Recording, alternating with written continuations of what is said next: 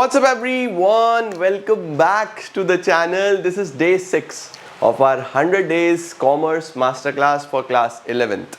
और आज की इस क्लास में बच्चों हम लोग हमारी जो बेसिक अकाउंटिंग टर्म्स हैं इनको ख़त्म कर देंगे। आज मंडे है तो मंडे का मतलब अकाउंटेंसी, हमको अकाउंट्स पढ़ना है, चीज़ों को कंप्लीट करेंगे और पूरे वीक का शेड्यूल मैं कम्युनिटी पे डाल दूंगा और इंस्टाग्राम पे भी अपलोड कर दूंगा ताकि आप देख पाओ, समझ पाओ कि किस तरीके से क्या क्या कौन कौन से दिन कौन कौन सी क्लासेस होने वाली हैं।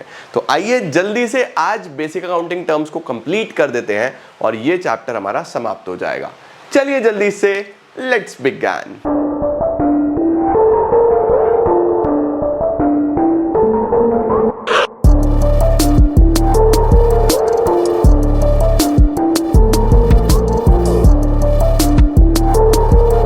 बच्चे आज जो हम टर्म्स पढ़ने वाले हैं ना वो बहुत इंपॉर्टेंट है। मतलब आपके एग्जामिनेशन में आज वाली वीडियो में से क्वेश्चन 100% कंफर्म्ड आ रहा होगा।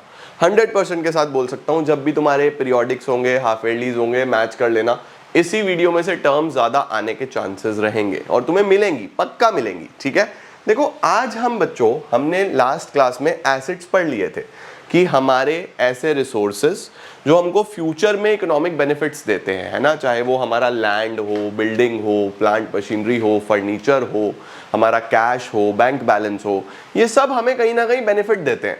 तो ये सारे हमारे एसेट्स होते हैं। अब एसेट्स में बच्चों हमारे पास कुछ कैटेगरीज हैं। कौन कौन सी कैटेगरीज है सर? एक है नॉन करंट एसेट्स और एक है करंट एसेट्स। सर ये नॉन करंट और करंट में क्या फर्क होता है? एक और होते हैं फिक्टिशियस, लेकिन फिक्टिशियस अभी मैं लास्ट में पढ़ाऊंगा। नॉन करंट एसेट्स का क्या मतलब होता है? नॉन करंट एसेट्स का मतलब होता है बच्चों वो सारे एसेट्स जो आपके बिजनेस में रहेंगे फॉर लॉन्ग टर्म। ध्यान रखना, नॉन करंट हमेशा लॉन्ग टर्म होता है। जैसे आपने कोई लैंड एंड बिल्डिंग बाय करा तो ऐसा तो नहीं है कि आप उसको 1 साल के अंदर अंदर बेच दोगे। आपका इंटेंशन हमेशा उसको लॉन्ग टर्म रखने का होगा। तो जितने भी आपके एसेट्स बच्चों for a longer period of time आपके बिजनेस में रहेंगे, आपको बेनिफिट देंगे, उनको नॉन करंट एसेट बोलते हैं।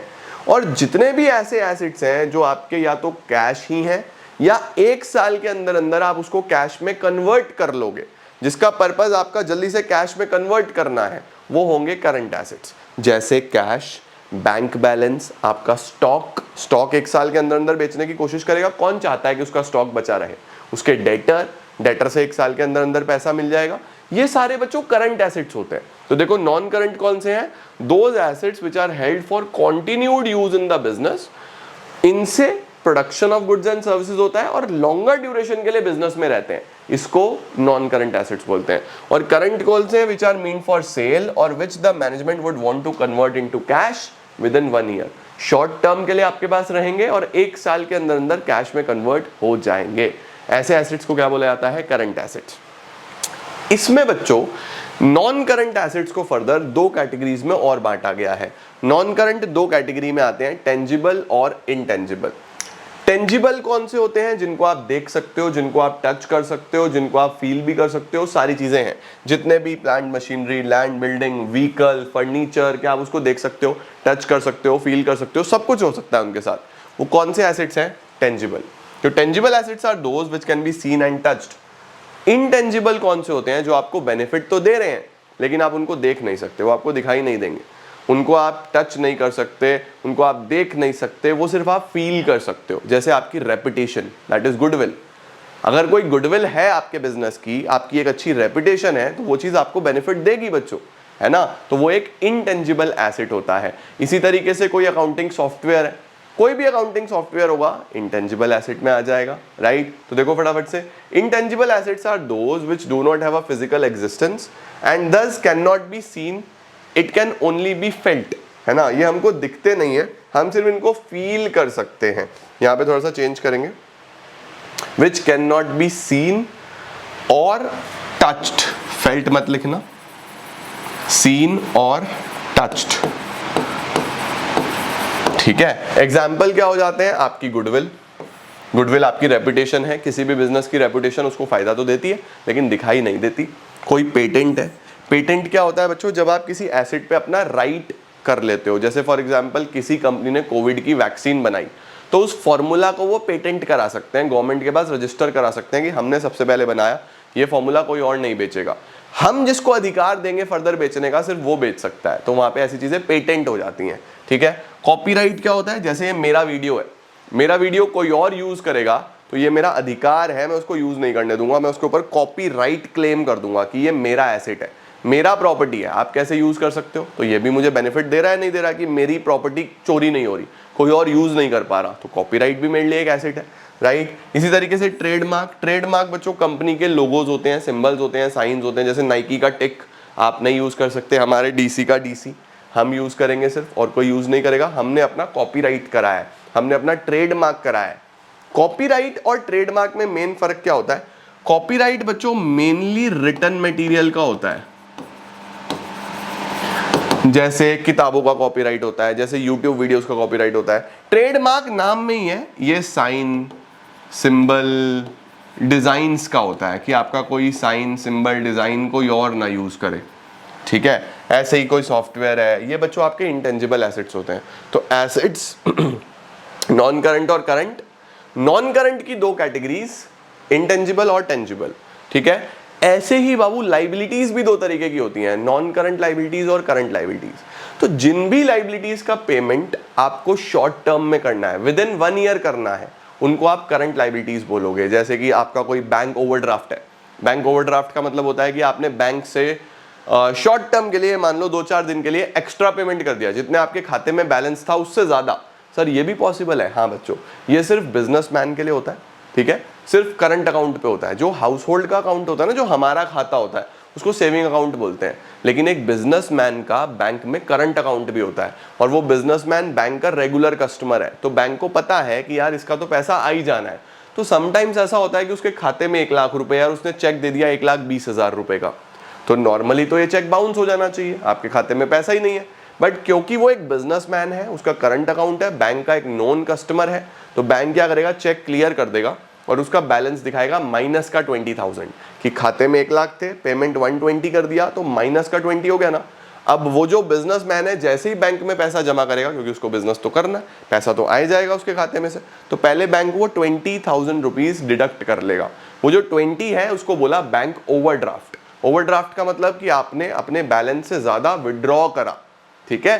तो ये आपकी करंट लाइबिलिटी होती है, आप इसको जल्दी से पे करने की कोशिश करते हो। कोई शॉर्ट टर्म लोन है, ये आपकी करंट लाइबिलिटी है। तो करंट शब्द का मतलब ही शॉर्ट टर्म है, ध्यान रखना। एसेट है तो वो 1 साल के अंदर अंदर कैश में कन्वर्ट होगा, लाइबिलिटी है तो उसका पेमेंट आप 1 साल के अंदर अंदर करोगे। नॉन करंट लाइबिलिटी कौन सा होता है, नॉन करंट लाइबिलिटी बच्चों वो लाइबिलिटी है जिसका पेमेंट आप करोगे 1 साल से ज्यादा टाइम पीरियड में। जो आपने लंबे समय के लिए कोई लोन लिया है, जैसे हाउस लोन होते हैं लोगों के 15-15 साल के, तो वो सब नॉन करंट लाइबिलिटीज में जाते हैं। बिजनेस लोन है कोई 10 साल का, 15 साल का, 20 साल का, वो सब बच्चों बेसिकली नॉन करंट लाइबिलिटी में जाएगा।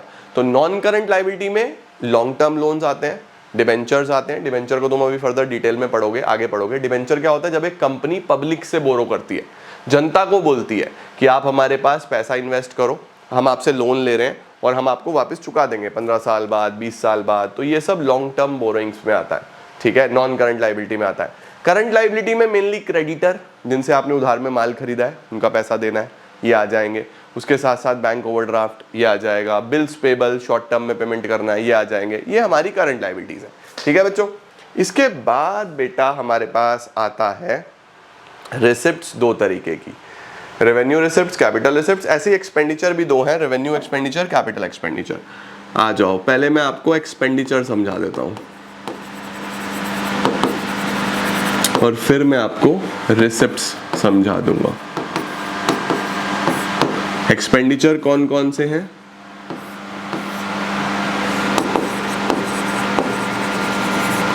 Revenue expenditure, capital expenditure. Receipts 2 हैं, रेवेन्यू रिसिप्ट्स, कैपिटल रिसिप्ट। बच्चों बहुत सिंपल भाषा में बात करेंगे, सिंपल वर्ड्स में बात करेंगे, आपको आसानी से समझ में आएगा। बेटा एक्सपेंडिचर का मतलब सबसे पहले तो ये है कि आपकी जेब से पैसा जाना, आउटफ्लो ऑफ मनी, आपकी जेब से पैसा जा रहा है, उसको हम एक्सपेंडिचर बोलते हैं, ठीक है। अब मेरी जेब से जब भी पैसा जाएगा तो मैं उसके बदले में कुछ ना कुछ बेनिफिट एक्सपेक्ट कर रहा हूँ। भाई मैं बिजनेसमैन हूँ, मैं कोई दान देवता तो नहीं हूँ, मैं व्यापारी हूँ, मैं बिजनेस कर रहा हूँ, तभी हम लोग पैसा हमारी जेब से जा रहा है तो हम कुछ ना कुछ बेनिफिट एक्सपेक्ट कर रहे हैं। अगर वो बेनिफिट बच्चों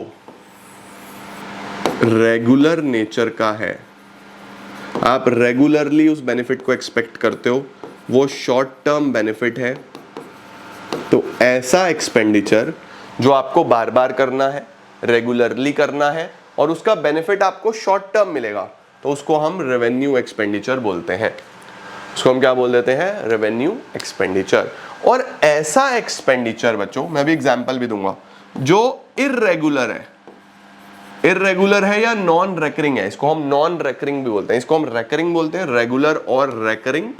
रेकरिंग का मतलब भी बार बार होने वाला होता है, और ये इर्रेगुलर और नॉन रेकरिंग, ये भी कभी कभी होने वाला होगा, और इसका बेनिफिट लॉन्ग टर्म होगा, और इससे क्रिएशन ऑफ एसेट होगा।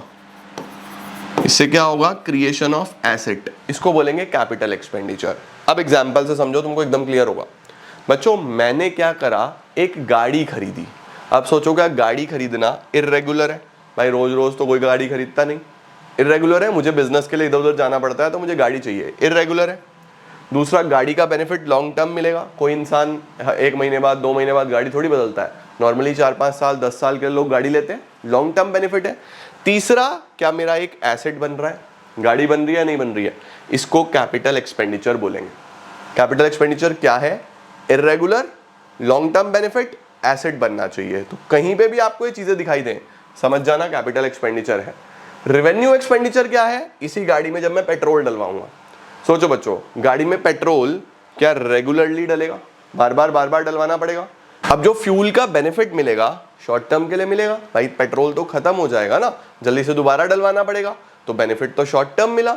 और यहां पे मेरी जेब से पैसा तो जा ही रहा है। देखो दोनों केसेस में जेब से पैसा जा रहा है, लेकिन एक में बार बार जाएगा और उसका बेनिफिट भी शॉर्ट टर्म होगा, एक में कभी कभी जाएगा, ये नॉन रेकरिंग है, और इसके अंदर बेनिफिट भी लॉन्ग टर्म होगा और क्रिएशन ऑफ एसेट भी होगा। अब जैसे आपने कोई लैंड एंड बिल्डिंग खरीदी, भाई लैंड एंड बिल्डिंग रोज रोज थोड़ी खरीदता है इंसान, ये तो नॉन रेकरिंग हो गया, बेनिफिट लॉन्ग टर्म है, लेकिन उस लैंड बिल्डिंग का वाइट वॉशिंग, रिपेयर, मेंटेनेंस चलता रहता है, वो तो होता रहता है ना। हाँ, अगर ये लिखा हो कि वाइट वॉशिंग आप कराते ही हर 2-3 साल के बाद हो, ऐसा तो हो सकता है, तो फिर वो नेचर चेंज हो जाता है। लेकिन जनरली अगर मैं देखूं कोई बिल्डिंग है यार, उसका रिपेयर मेंटेनेंस ये रेगुलरली कराना पड़ेगा, कभी कुछ खराब चलता रहता है, फिर वो रेवेन्यू एक्सपेंडिचर में आ जाएगा। बात समझ में आई? क्लियर हुआ? ऐसे ही रिसिप्ट्स होती हैं बच्चों, वो रिसिप्ट्स जो आपकी रेगुलर नेचर की है। अब रिसिप्ट में क्या होगा? आपके पास इनफ्लो ऑफ मनी होगा, पैसा आएगा, इनफ्लो ऑफ मनी, पैसा आएगा। अब देखो वो रिसिप्ट्स जो रेगुलर नेचर की है, जो आपको इकोनॉमिक बेनिफिट देंगी, जो आपको इकोनॉमिक बेनिफिट देगी, वो आपकी रेवेन्यू रिसिप्ट्स होती हैं। इसका सबसे अच्छा एग्जांपल होता है सेल्स। आपका जो माल बिकता है तो पैसा आता है ना बच्चों। मेरे लिए मेरी फीस हो सकती है, ठीक है, कि मेरे पास बच्चे पढ़ने के लिए आते हैं तो वो मुझे फीस देते हैं, तो मेरे लिए वो रेगुलर है, मिलता रहता है, इकोनॉमिक बेनिफिट है, मुझे वो मेरा घर चलाने में हेल्प कर रहा है, और मेरे लिए वो मेन रेवेन्यू जनरेटिंग एक्टिविटी है। इसी तरीके से हो सकता है किसी को कोई कमीशन मिल रही हो, मिलती रहती है, कोई रेंट मिल रहा हो, भाई किसी ने अपनी बिल्डिंग रेंट पे चढ़ाई हुई है, रेगुलरली मिलता रहेगा उसको रेंट, तो ये सब बच्चों रेवेन्यू रिसिप्ट्स में आती हैं। कैपिटल रिसिप्ट्स कौन सी होती हैं? इर्रेगुलर, कभी कभी होने वाली, इर्रेगुलर। दूसरा, ये एक ऑब्लिगेशन क्रिएट करेगी, क्रिएट्स ऑब्लिगेशन। ऑब्लिगेशन का मतलब होता है लाइबिलिटी क्रिएट करना। इसका बेस्ट एग्जांपल होता है बैंक लोन। भाई अगर आप बैंक से लोन लेते हो बच्चों, तो पैसा तो तब भी तुम्हारे पास आ रहा है, बैंक से लोन ले रहे हो तो पैसा आ रहा है ना, इर्रेगुलर होता है, रोज रोज तो नहीं लेते, पैसा तो आ रहा है, और दूसरा ये लाइबिलिटी क्रिएट कर रहा है, आपको वापस करना है ये पैसा। तो ऐसी रिसिप्ट जो इर्रेगुलर हो, लाइबिलिटी क्रिएट करे, उसको हम लोग क्या बोल देते हैं? Capital receipt. इसका एग्जाम्पल बच्चों बैंक लोन हो सकता है। ठीक हुआ? तो सिंपल ध्यान रखना, आर से रेकरिंग, आर से रेगुलर, और आर से ही रेवेन्यू। तो रेवेन्यू एक्सपेंडिचर होगा बार बार होने वाला, रेवेन्यू रिसिप्ट होगी बार बार पैसा मिलेगा, कैपिटल होगा कभी कभी, ठीक है। अब खर्चा करेंगे तो कैपिटल में एसेट बनेगा, और पैसा आएगा तो कैपिटल में लाइबिलिटी बनेगी, ठीक है। और यहां पे एक्सपेंस होगा, यहां पे इनकम होगा, ये ध्यान रखना। रेवेन्यू एक्सपेंडिचर से एक्सपेंस होता है, कैपिटल एक्सपेंडिचर से एसेट बनता है, रेवेन्यू रिसिप्ट से इनकम होती है, और कैपिटल रिसिप्ट से लाइबिलिटी बनती है। बहुत ही इंपॉर्टेंट टॉपिक है ये, स्क्रीनशॉट ले लो जल्दी से। एक एक्सपेंडिचर आता है बच्चों, deferred revenue expenditure, most important, सावधान इंडिया सवाल, एग्जाम में आने के हाई चांसेस इन एग्जाम, सावधान इंडिया सवाल है ये। डेफर्ड रेवेन्यू एक्सपेंडिचर, सर ये डेफर्ड रेवेन्यू एक्सपेंडिचर क्या है? डेफर्ड रेवेन्यू एक्सपेंडिचर बच्चों वो एक्सपेंडिचर है जिसको आपको करना तो बार बार पड़ेगा, यानी कि है तो ये रेकरिंग, बार बार करना पड़ेगा, यानी इसका नेचर आ गया, लेकिन इसका बेनिफिट लॉन्ग टर्म है, इसका बेनिफिट लॉन्ग टर्म है। एक कैरेक्टरिस्टिक्स यहां से आ गई, एक कैरेक्टरिस्टिक्स यहां से आ गई, यानी ये इन दोनों का मिक्सचर है, रेवेन्यू एक्सपेंडिचर का और कैपिटल एक्सपेंडिचर का बच्चों मिक्सचर है, इसीलिए इसको बोलते हैं डेफर्ड रेवेन्यू एक्सपेंडिचर। डेफर का मतलब पता है क्या होता है बच्चों? डेफर का मतलब होता है किसी भी चीज को डिले कर देना फॉर लॉन्ग टर्म। डेफर का मतलब होता है किसी भी चीज को डिले कर देना फॉर लॉन्ग टर्म। तो था तो ये रेवेन्यू एक्सपेंडिचर ही, करना तो बार बार पड़ेगा, लेकिन इसका बेनिफिट डेफर कर दिया गया, हमको फायदा लॉन्ग टर्म का होगा। इसका बेस्ट एग्जांपल होता है एडवर्टीजमेंट। आप देखते हो कंपनीज को एडवर्टीजमेंट जो है वो बार बार बार बार बार बार बार बार करना पड़ता है, रेकरिंग है, बार बार बार बार बार बार आपको करना ही पड़ेगा, रेकरिंग नेचर का है। और जो बेनिफिट इसके मिलेगा, बेनिफिट बच्चों मिलेगा लॉन्ग टर्म का। बेनिफिट कैसा मिलने वाला है? लॉन्ग टर्म का मिलने वाला है। तो ऐसा एक्सपेंडिचर जो रेकरिंग है, बार बार करना पड़ेगा, फायदा लॉन्ग टर्म होगा, उसको हम डेफर्ड रेवेन्यू एक्सपेंडिचर बोलते हैं। इसका एग्जांपल होता है एडवर्टीजमेंट। ठीक हुआ मेरी जान? चलो देखो, capital receipt, it is necessary to make a proper distinction between capital and revenue receipt, because revenue receipts जो हैं ये कहाँ पे आती है इसकी तुमको अभी जरूरत नहीं है। मेनली तुमको मैंने जो चीज़ें बताई उसका ध्यान रखना। जो कैपिटल रिसिप्ट्स हैं उससे आपकी अल्टीमेटली लाइबिलिटी बनती है, और जो रेवेन्यू रिसिप्ट्स हैं उससे आपकी इनकम बनती है, ठीक है। मेन चीज़ वो ध्यान रखना। अब एक्सपेंडिचर देखो, capital expenditure, revenue expenditure, deferred revenue expenditure, इसका स्क्रीनशॉट लो, मैंने तुमको सब पढ़ा दिया। कैपिटल एक्सपेंडिचर मेनली एसेट बनेगा, रेवेन्यू एक्सपेंडिचर मेनली आपको बिजनेस चलाने में सैलरी देना, रेंट देना, इलेक्ट्रिसिटी, ये सब हमारा रेवेन्यू एक्सपेंडिचर है। और डेफर्ड रेवेन्यू दोनों का बेनिफिट, दोनों का कॉम्बिनेशन है, ये होता है डेफर्ड रेवेन्यू। ठीक हो गया? चलो सर, इसके बाद एक्सपेंसेस हमने पढ़ लिया था, इनकम हमने पढ़ लिया था, प्रॉफिट लॉस गेन हमने पढ़ लिया था, परचेज रिटर्न हमने पढ़ लिया था। इसके अलावा हम सब पढ़ चुके हैं बेटा, मेनली यही बचा था हमारा। सेल रिटर्न हमने पढ़ लिया, गुड्स हमने पढ़ लिए, स्टॉक इन ट्रेड मैंने आपको पढ़ा दिया, इन्वेंट्री हमने पढ़ लिया था, debtor, trade receivables, bills receivables, ये सब हम पढ़ चुके हैं। क्रेडिटर्स हम लोग पढ़ चुके हैं, वाउचर भी मैंने आपको पढ़ा दिया था। चैप्टर हमारा कंप्लीट है बच्चों। अब मैं एक काम कर रहा हूँ, मैं आपको कुछ छोटी छोटी टर्म्स दे रहा हूँ, आपको मुझे बताना है कि कौन सा एसेट है, कौन सा लाइबिलिटी है, कमेंट सेक्शन में, ठीक है। क्लासीफाई द फॉलोइंग एज, आपको क्लासीफाई करना है, ठीक है। इनकम में, एक्सपेंस में, एसेट में और लाइबिलिटी में। मैं 10 चीजें लिखने वाला हूं, आपको सिंपली उन 10 के आगे कमेंट सेक्शन में लिखना है कि सर ये है, मुझे समझ में आया, तब समझूंगा मैं कि तुमको समझ में आया या नहीं आया, ठीक है। Number 1 sales, number 2 land, number 3 creditor, number 4 debtor, number 5 interest paid, number 6 rent paid, number 7 capital, number 8 commission received, number 9 furniture, number 10 bank loan. चलो भाई, ये 10 आप मुझे बताओगे कमेंट सेक्शन में कि इनकम है, एक्सपेंस है, एसेट है या लाइबिलिटी है। और इसी के साथ नालायकों, हमारा बेसिक अकाउंटिंग टर्म समाप्त है। अगली अकाउंट्स की क्लास में हम नया चैप्टर करेंगे, चैप्टर नंबर 1। तुमको मजा आ जाएगा पढ़ के, ठीक है? परफेक्ट। तो इतना अच्छे से कर लो। मैंने प्लेलिस्ट बनानी स्टार्ट कर दी है, तो पूरे जितने भी 100 डेज की वीडियोस होंगी सारी आपको प्लेलिस्ट में मिलेंगी। सही है जी? इसका स्क्रीनशॉट ले लो और कमेंट सेक्शन में आंसर जरूर बताना, तभी पता चलेगा कि 11th वाले नालायकों को कितना समझ में आया। ठीक है? Thank you so much everyone. जल्दी से मिलते हैं कल। Keep growing, keep glowing and keep smiling.